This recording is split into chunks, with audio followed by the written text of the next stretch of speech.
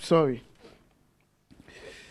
One thing that I keep on always asking myself, and sometimes I soliloquize, and because of that, somebody told my mom, hey, she should be careful with me because he thinks I smoke weed. And my mom was worried, illiterate mother. Sometimes when you're worried about situations, talking to yourself, it comes out. Ghana, it looks like before Kwame Nkrumah, we knew all our problems. How come? One of our speakers said, in any way, I think Ghanaians should allow TV3. I'm emotionally touched for spending their time, resources, giving this time, resource to us as a people to address the most prevailing challenge in our country today. I think we need to thank them. They've done tremendously well. One of our fathers said that we have rivers, flood, plain land, there could be irrigation. I'm sure Kwame Nkrumah knew this. The then Akufo-Addo knew that. I'm sure Rawlings knew that. I'm sure Kufuor knew. I'm sure Mahama, Mills, Nanado, all of us here knew. So why? And it's not only this.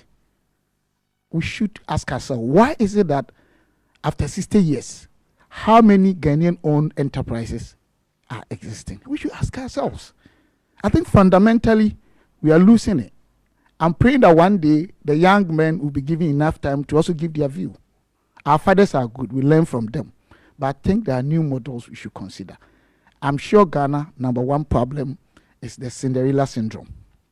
You all know the story. When they took the half pay to the house where Cinderella was, they kept Cinderella and they were trying the half pay on everybody's interest of some individuals, giving preference to individual interests over social interests in our country, whether Muslim, Christian, MPP, NDC, CPP, all of us. And we need to truly change between us and our God. Having said that, I don't have time. It's only 2 minutes. All that I could say is that we need to address the unsystematic risk factors, things that are making us specifically fail on the continent, on the globe. We have 5 key segments: forest, semi-forest, forest, savanna, semi-savanna, coastal belt. All of them have wide range of resources, commercially viable. Why are we even importing wood product that does not involve complex value chain? So database, one, to me, is a major problem to handle. If you're talking about the currency, we should look at our trading mode or models. It's always the spot. The spot we have informal and formal. I don't know if my brother was lauding black market. Probably I would have been surprised. I mean, we could say that we should find a way of rationalizing it and making it properly managed, if that one understand. Because if you don't have data, access to data, what is happening, if it's demand and supply, do we really know the amount of dollars into and out of Ghana when we have expatriates without, some of them don't even have the requisite immigration information, and everything they get, they throw them out there. I think we should look at some of these. And government monetary policy. I quite remember there was a time TV3 gave me the opportunity to debate some of our brothers from Bank of Ghana on 3 different occasions when they started to increase the monetary policy because they thought they wanted to arrest the inflation. And I said it was a strategic drift. They didn't believe me. It was around 14 something. Then it got to 19. Then they called the same guy. He didn't speak. Why? Because the problem is that what actually causes the inflation. These are the things we should look at. When it comes to monetary policy, I think in Ghana we fail most of the times. Not all the time. I'm saying this because the real interest rate counts a lot. The real interest rate is subtracting inflation from what you get. And when people see that the amount there, comparing that to the money the person can get if he decides to buy $1 and save, he would rather go there. So do we really manage it well from the part of the government? And even our policy approach, always intervention by all government. And then talking about domestic corporate culture, I made mention, performance of our goods and services. One thing we fail to realize is that, yes, we should give them more spaces, but ask yourself, in terms of preference of goods and services that have the same liquidity and risk factors, Ghanaians, do we buy from outside or here? Let's consider all these things. Why don't we buy? We should find out. We should also talk about the fact that we don't have to monopolize our relationship with the dollar. Things are changing. And now China is a giant economy. We can't have the settlement policy. Of course, we should check things such as head start risk in terms of time zones.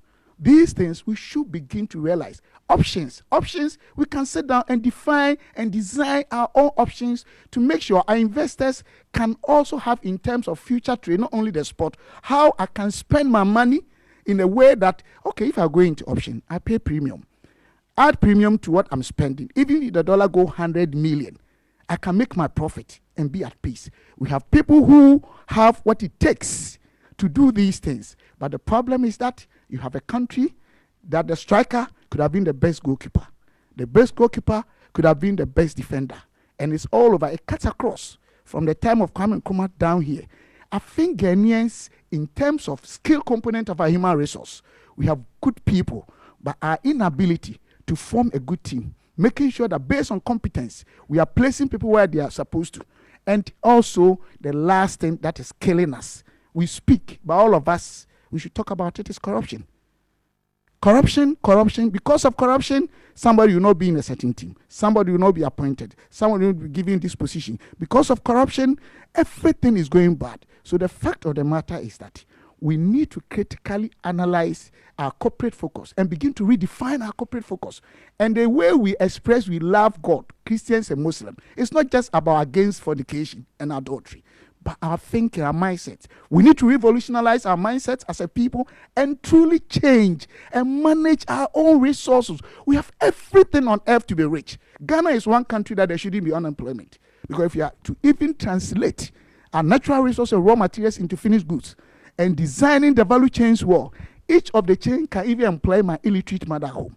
The fact of the matter is that we cannot understand that we have everything, but we lack everything as a people. Time will not allow us. I think one day we should be given enough time to explain these things, bring our recommendations, and I'm sure one day this country that we see will not be hearing the continent Africa has become a scar on the conscience of the globe from Tony Blair and co. because we have what it takes to transform our own society. That's what I can say. Thank you very, very much, Mr. Stephen Amoah, CEO of Maslog.